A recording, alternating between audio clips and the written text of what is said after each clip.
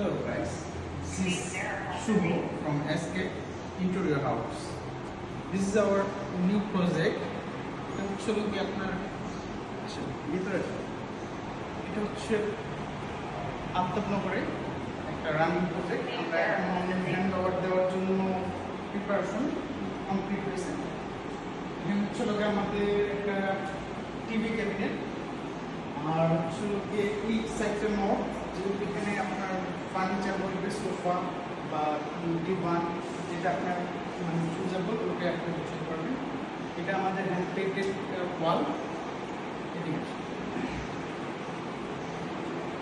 এটা হচ্ছে আমাদের ডাইনিং স্পেস। ডাইনিংয়ে আমরা একটা অর্গান সেট সুন্দর করে ডিজাইন করে দিয়েছি।